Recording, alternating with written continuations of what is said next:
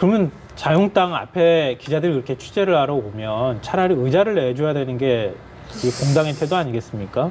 기자들이 와서 아유 왜 이렇게 고생하십니까? 이렇게 많이 와서 지금 대표 말을 듣기 위해서 이러고 있는 거 이거 너무 불편하지 않으시냐? 사무총장이면 그거를 해줘야 되겠다는 생각을 하지 않고 예. 나오면서 기자들을 보고 아주 걸레질을 하는구만 이렇게 얘기하는 게 언론에 대한 인식이나 기자들에 대한 인식이 얼마나 저급한지 보여주는 것이다. 또 얼마 전에 당직자들한테 사무처 직원들한테도 예, 욕설을 좀 해서 논란이 욕설을 막 퍼부어서 이 자유한국당 당직자 노조가 그렇게 나서서 비판하는 경우가 없는데 그 노조에서 그만두라는 얘기까지 했었던 거 아닙니까? 예. 근데 과연 또 이렇게 얘기하는 게 이게 맞는 거냐? 저는 언론하고도 아예 척질 생각을 하는 거 아닌가 싶은 생각도 들어요. 이런 모두가 한마음으로 지금 실종자 수색을 기다리는 상황에서 자유한국당의 민경욱 대변인이 이런 표현을 해서 공분을 샀습니다. 먼저 해명을 했는데요. 듣고 오시죠. 대통령께서 그 말씀을 하신 게 진정성이 있느냐 그 부분을 얘기하는 겁니다. 예. 대통령의 말씀에 진정성이 있어야지 그렇지 않으면 그게 쇼가 되는 거예요. 유가족들이 그렇게 읽을 수 있다라는 지적에 대해서도 일단 그러니까 어떤 부분에 무슨 말씀을 하시는지 모르지만은 저의 진정과 제가 말을 하려는 부분과는 다른 거니까요. 민경욱 대변인이 했던 얘기는 뭐 다들 아시겠지만 차가운 물에 빠지면 골든타임은 3분이다. 뭐 굳이 제가 다시 설명을 드리지 않아도 아실 수도 있으나 그 이야기에 대해서 기자들이 유가족분들이 어떻게 생각할지에 대한 질문을 했더니 어떤 부분을 말하는지 모르겠지만 제가 말하려는 부분과는 다르다라고 얘기를 했습니다. 네. 어떻게 들으셨습니까? SNS에 글을 올렸더라고요. 네. 그러니까 문재인 대통령의 발언 중에 중요한 건 속도다라고 했던 발언이 있는데 네.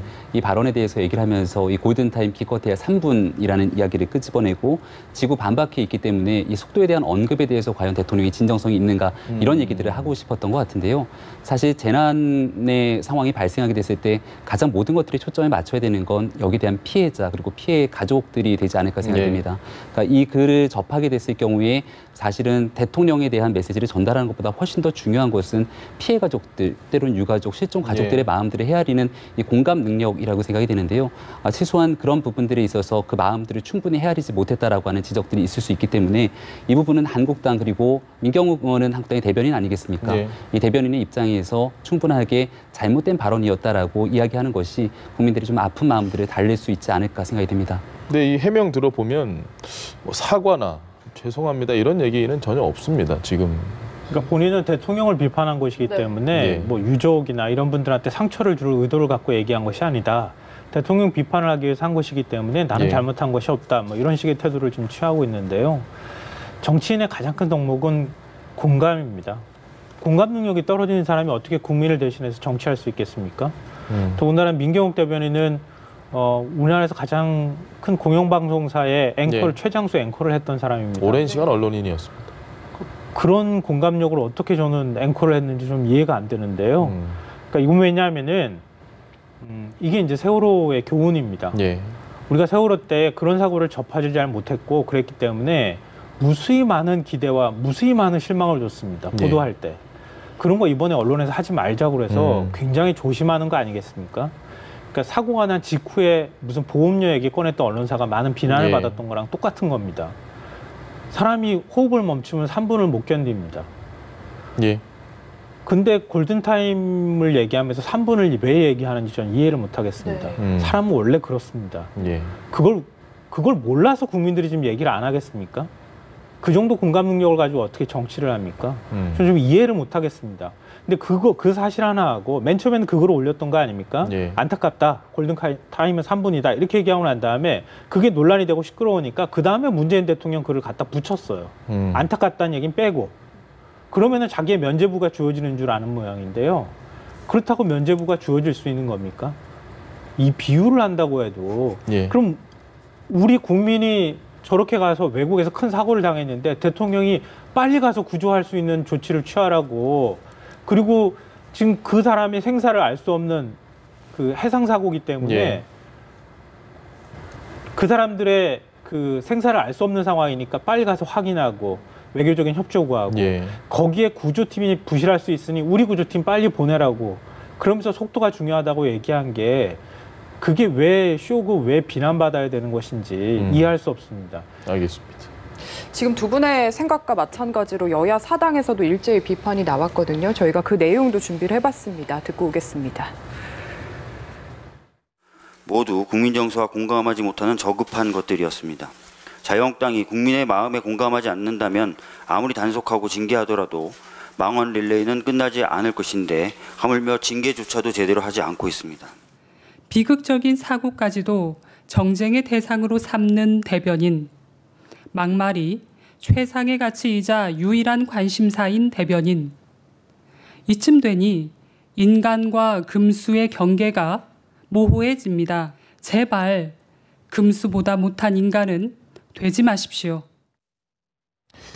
자, 이 민경욱 대변인의 설화 논란은 이번이 처음이 아닙니다. 강원 산불 때도 그랬고요. 그래서 논란이 되니까 삭제하고 말씀하신 것처럼 오랜 기간 언론인이었는데 과연 이걸 정말 모르고 실수를 했을까? 뭐 다른 생각을 하시는 분들도 좀 있으신 것 같아요. 어느 정도 의도성이 있었던 발언이 아니냐 얘기를 하고 있지만 예. 그런 뭐 의도성이 있었다라고까지 볼 수는 좀 없지 않을까 생각이 되고요. 네. 앞서 얘기했던 것처럼 모든 사건의 중심을 사실은 일어나고 있는 재난과 사고보다는 문재인 대통령의 국정 운영에 대해서 얼마나 국정 운영에 문제가 있는가에 초점을 맞추는 게 지금 한국당이 보여주고 있는 현주소가 아닌가 생각이 됩니다. 예.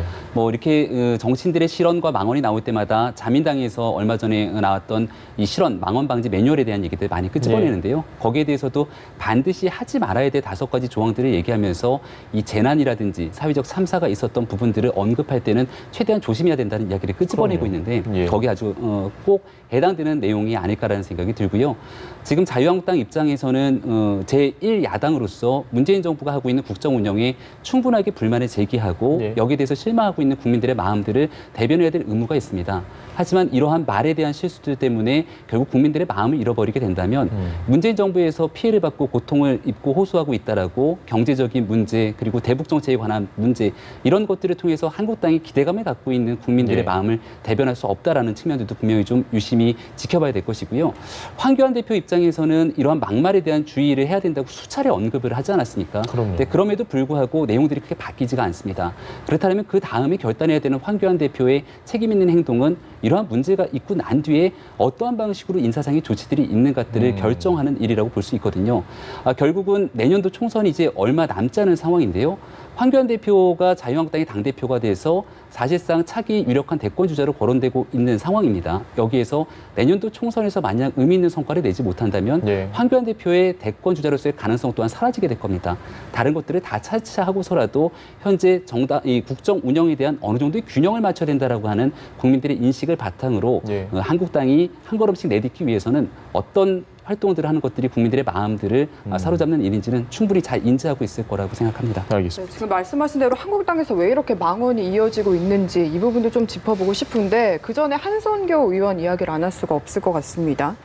기자들에게 아주 걸레질을 하는구만이라고 발언을 했는데 기자들이 바닥에 앉아있는 상태에서 황 대표에게 질문을 하려고 앞으로 이렇게 갔습니다. 그 모습을 보고 이런 표현을 쓴 겁니다. 어떻게 들으셨나요? 일단 상황을 먼저 말씀드려야지 이게 왜 걸레질이란 말이 난데없이 예. 튀어나왔느냐 이렇게 생각하실 것 같은데요.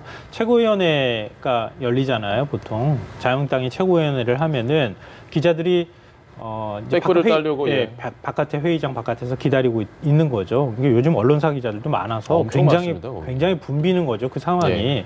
회의가 끝나고 난 다음에 그 기자들이 이제 회의장 바깥에서 기다리고 있을 때 너무 사람이 많으니까 막 둘레에 앉아가지고 기다리고 있었던 거예요. 예. 근데 한성교 사무총장이 그 회의장 바깥으로 나오면서 황 대표가 나와서 이제 백브리핑이라고 해서 직접 언론에서 뭐 생방송으로 중계하거나 이런 건 아니지만 최고위원회 회의 때 어떤 내용이 나왔는지 황 대표 얘기를 듣기 위해서 이제 그 앞으로 몰려가면서 네. 많으니까 앉아서 막 이렇게 이동하고 그랬던 거예요. 네. 그걸 보고 한성교 사무총장이 아주 걸레질을 하는구만, 걸레질을. 이런 식으로 표현을 했다는 거예요. 바닥을 쓸면서 다녔다 이거예요. 예. 쉽게 말씀드리면은. 그러면 자유한국당 앞에 기자들이 그렇게 취재를 하러 오면 차라리 의자를 내줘야 되는 게 이 공당의 태도 아니겠습니까? 기자들이 와서 아유 왜 이렇게 고생하십니까? 이렇게 많이 와서 지금 대표 말을 듣기 위해서 이러고 있는 거 이거 너무 불편하지 않으시냐? 사무총장이면 그거를 해줘야 되겠다는 생각을 하지 않고 나오면서 기자들을 보고 아주 걸레질을 하는구만 이렇게 얘기하는 게 언론에 대한 인식이나 기자들에 대한 인식이 얼마나 저급한지 보여주는 것이다. 또 얼마 전에 당직자들한테 사무처 직원들한테도 욕설을 좀 해서 논란이 욕설을 막 퍼부어서 이 자유한국당 당직자 노조가 그렇게 나서서 비판하는 경우가 없는데 그 노조에서 그만두라는 얘기까지 했었던 거 아닙니까? 근데 과연 또 이렇게 얘기하는 게 이게 맞는 거냐? 저는 언론하고도 아예 척질 생각을 하는 거 아닌가 싶은 생각도 들어요. 보통 그 백브리핑을 할 때 밖에 이렇게 저희들이 이제 앉을 수밖에 없는 게 노트북을 일단 쳐야 되고 발언을 듣기 위해선 아니면 뒤에 카메라들이 있기 때문에 자세를 낮춰야 되거든요.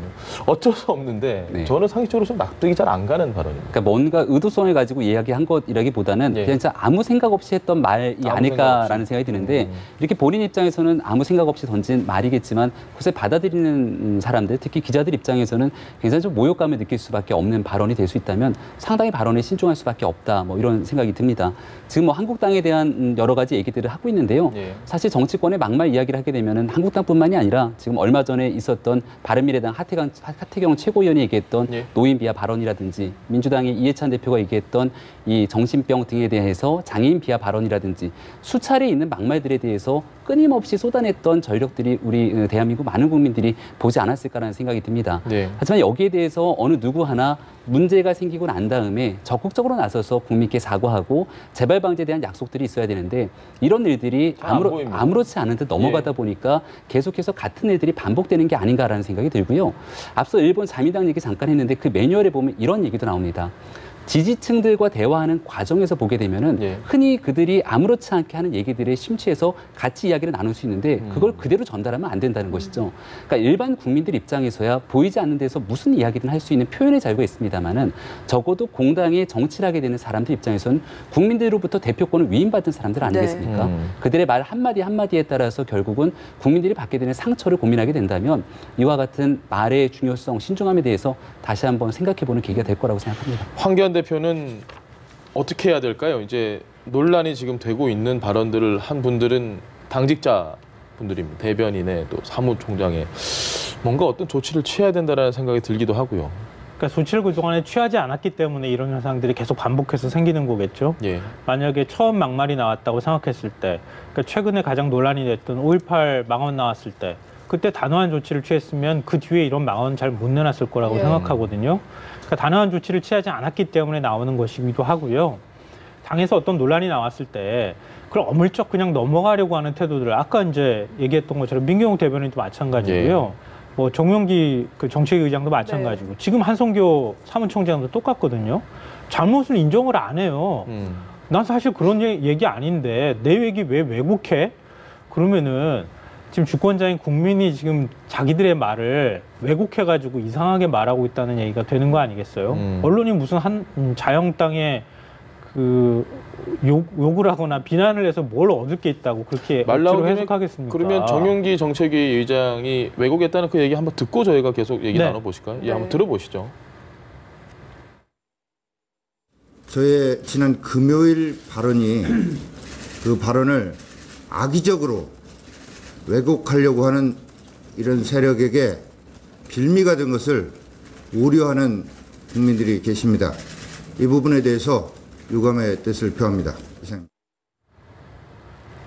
이 김정은이 문 대통령보다 낫다. 김정은 위원장이 생략된 겁니다. 그 발언이 금요일 발언이었습니다. 이거는 정용기 정책의장 발언은요. 진짜 제가 할 말이 많은데요. 왜냐하면은 이거는 일종의 보수 언론과 그 보수 정당의 카르텔이라고 생각합니다. 그러니까 왜냐하면 이런 식으로 보수 신문에서 사실인지 아닌지 정확한 확인을 하지 않고 뭔가 논조를 만들어내거나 아니면은 이번 경우는 오보로 바로 드러났던 거 아닙니까? 숙청됐다고 하는 김영철 위원장이. 김영철 위원장이 버젓이 그냥 나온 거잖아요. 며칠 만에 그 보도 이후에. 그러니까 애초에 보도했을 때도 저는 이거 신뢰하기 어렵다라고 저는 생각했고요. 또 거기에 있어서는 전 언론도 적지 않은 책임이 있다고 생각하는데요. 일단 유력 신문이 사실이든 아니든 간에 그냥 북한 뉴스는 우리가 사실을 확인할 수 없기 때문에 일단 보도합니다. 그랬던 적이 한두 번도 아니고요. 뭐 현송월 단장도 마찬가지로 총살당했다고 했는데 버젓이 나타나서 많은 국민을 깜짝 놀라게 했던 거 아닙니까? 그러고 난 다음에도 오보 정정 안 합니다. 오늘도 제가 그 신문에 들어가서 하다못해 사이트에 들어가 봐도 정정보도문 내지 않았습니다. 만약에 오늘 아침이라도 정정보도문을 신문에 냈어야 한다고 좀 생각하고요. 하루 정도 더 기다려보면 또. 모르겠습니다. 어떻게 할지. 북한 소식은 확인할 방법이 별로 마땅치 않기 때문에. 근데 흥미로운 점은요. 미국에 있는 헤리티지 재단이라든가 아니면 브루킹스 연구소라든가 이런 데에서 미국의 그 정치의 싱크탱크라고 하는 곳에 있는 사람들, 미국 정보기관 출신 사람들은 아 이거 신중해야 된다 이렇게 보도할 때 우리나라 언론은 유력 신문이 보도했다는 이유로 그걸 계속 받아가지고 계속 논란을 키웠습니다. 그때 왜 신중해야 된다는 얘기를 왜 말을 못합니까? 자신이 없어서 말을 못하는 건가요? 그러니까 그 신문이 한두 번 그렇게 했던 게 아닌데 왜 그 신문에 대해서 제대로 언론이 보도를 하지 못하죠? 비판을 하지 못하죠? 그거 가지고 계속 논란을 키워옵니다. 키워오니까 자유한국당이 그걸 받아요 또. 받아가지고 정의기 정책위 의장이 한 건 뭐냐면은 외교부 직원 그 기밀 누출 문제로 파면 조치하니까 아니 북한은 숙청하고 외교부 직원 파면했는데 김정은 위원장은 그래도 잘못 있으면 숙청을 한 부분 이런 거 다 빼고 얘기하자면 어찌됐든 간에 그 북미 정상회담을 제대로 추진하지 못했다는 것에 대해서 그렇게 숙청을 한 거니 그거보다는 문재인 대통령보다는 그래도 김정은 위원장이 낫다. 신상필벌 측면에서. 이런 맥락으로 얘기를 한 거예요. 그러니까 보수 언론이 믿거나 말거나씩 북한 보도 주면 자유한국당이 그거 받아서 그 보수신문 그날 사설도 썼는데요. 그것 때문에 받아가지고 그리고 자유한국당에서 근거 없는 얘기를 가지고 대통령을 공격하고 공격하고 난 다음에 김정은 위원장보다 뭐 김정은 위원장이 뭐 문 대통령보다 더 낫다 이런 식의 얘기를 하고 난 다음에 오늘 또 해명을 내놓은 게 아까 저 해명입니다. 이 부분에 대해서는 정용기 의장의 발언에 대한 진위 여부는 조금 논란을 차치하고 조금 전에 이제 보수 언론의 오보라고 얘기를 했던 부분들은 좀 이야기를 나눌 필요가 있다 생각이 되는데요. 당시에 언론에서 했던 얘기 중에 가장 핵심적인 얘기는 당시에 이 북미 협상을 총괄적으로 담당했던 김혁철 대미 특별대표가 처형당했다라고 하는 부분들이 사실은 핵심입니다. 근데 여기에 대해서는 아직 명확하게 김혁철 대표에 대한 처형이 사실이 아니다라고 나온 부분들이 없기 때문에 이 부분을 짚어볼 필요가 있는 것이고 김영철 부위원장 같은 경우는 실제로 이 하노이 정상회담 노딜 이후에 통일전선 부장이라고 하는 직책을 내려놓고 장금철로 통전부장이 교체가 됩니다. 그리고 이 혁명화 조치를 통해서 결국은 이 노동형을 간 것이 아니냐라고 얘기를 하고 있는 상황인데요. 과거에 최룡해 같은 경우도 2개월 정도의 혁명화 조치를 통해서 다시 복귀한 전례가 있습니다. 그러니까 분명한 건 처형과 숙청 그리고 혁명화 조치에 대한 구분은 분명히 해야 될 필요가 있기 때문에 여기에 대해서 지금 나오고 있는 내용들이 무조건 문제를 잘못 제기했다고 짚는 것은 저는 좀 무리가 있다고 생각을 하고요. 여기서 가장 하고 싶었던 이야기는 단 한 가지입니다.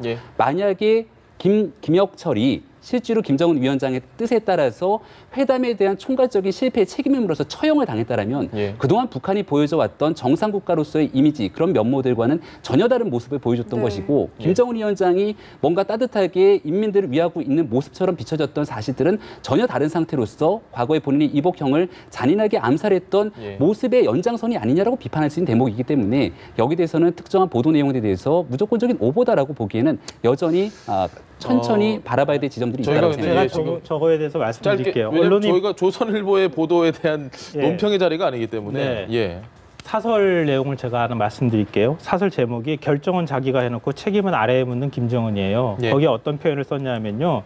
실무 협상을 맡았던 김혁철은 처형설까지 돌고 협상을 총괄했던 김영철 통일전선부장과 다른 실무자들은 강제 노역형을 받거나 수용소에 보내졌다. 이렇게 표현했습니다. 그러면 처형은 사실이고 다른 노역형 받거나 수용소 보낸 거는 사실이 아닌 것으로 확인됐기 때문에 오보를 정정하지 않아도 된다는 얘기인지 이해를 제가 할 수가 없고요. 그리고 포린 폴리시 아까 제가 그 미국의 싱크탱크 말씀드렸는데 미국의 정치 전문 매체도 이걸 어떻게 당시에 보도했냐면요. 북한 정권의 잔혹성과 함께 트럼프 대통령이 추진 중인 비핵화 협상의 불확실성을 부각하고 있다. 지금 한국의 언론이요. 그러나 이 보도는 익명의 단일 소식통을 근거로 한 것이어서 신중할 필요가 있다. 이렇게 보도했습니다. 하다못해 미국에서도 그렇게 보도하고 이것에 대해서 평가하고 보도한 것의 내용에 있어서 100% 완벽한 보도는 없지만 처형설하고 숙청설까지 같이 보도를 했으면은 숙청설이 지금 했던 부분에 대해서는 거짓이 사실이 아닌 보도라는 게 확인된 예. 거잖아요. 알겠습니다. 그럼 그 부분에 대해서 오보를 정정해야 되는 거예요. 보도의 적절성이나 아니면 뭐 오보의 범위 이런 부분에 대해서는 저희가 여기까지만 지금 이야기를 좀 하고요. 네, 정용기 정책위의장 얘기를 좀 다시 해봐야 될 것 같아요. 본인의 그 발언 자체도 있고 이 발언이 다시 왜곡됐다. 그 왜곡하는 세력들의 유감을 표명을 했거든요. 그러니까 정용기 의장의 발언들을 바탕으로 국가보안법 위반으로 찬양고문죄에 해당된다 이렇게 얘기를 하고 있는 부분들이 존재합니다. 그렇기 때문에 정용기 의장 입장에서는 가장 받아들이기 힘든 내용이 김정은 위원장에 대해서 찬양고문을 하등의 이유가 없는 것 아니겠습니까? 본인이 하고 싶었던 이야기에 대한 본질이 왜곡된 상태로서 이러한 본인의 발언들을 정치적으로 악용한다. 이것을 이제 프레임에 가두는 것 아니냐라고 얘기를 하고 있기 때문에 정용기 의원은 해명하고 싶었던 게 아닌가 싶고요. 하지만 이야기를 정말 하고 싶었던 이야기를 하기 위해서 굳이 김정은 위원장이 빗대서 문재인 대통령과 연결했던 부분들 때문에 결과적으로 언론과 그리고 최종적으로 정당이 문제를 제기했을 때는 이와 같은 프레임에 갇힐 수 있다는 것을 정치는 반드시 인지를 해야 됩니다. 그래서 본인 스스로가 말하고자 했던 진위가 왜곡돼서 전달될 수 있다라면은 여기에 대해서 한번 되돌아볼 수 있는 계기들을 자꾸 한국당 의원들이 마련하고 있기 때문에 총체적인 재점검이 필요한 지점이라고 생각합니다. 얼마 전에 광화문에서 백두칭송위원회라는 곳에서 김정은 칭송했다고 그렇게 비난을 했던 곳이 자유한국당이에요. 그럼 우리나라 대통령보다 김정은 위원장이 어떤 면에서 낫다고 하면 김정은 위원장을 칭송했다고 해도 과언이 아니잖아요. 그렇잖아요. 네. 국가보안법 위반이라고 그 백두칭송위원회 그렇게 비판했던 자유한국당이 김정은 위원장이 문재인 대통령보다 낫다고 하면은 그게 똑같은 기준을 갖다 적용하면 어떤 비판을 받을지 왜 몰랐겠는가 이런 얘기를 하고 싶고요. 또 하나는 이렇게 김정은 위원장하고 문재인 대통령을 자꾸 비교하는 것 자체가 굉장히 악의적인 의도를 품고 있는 거예요.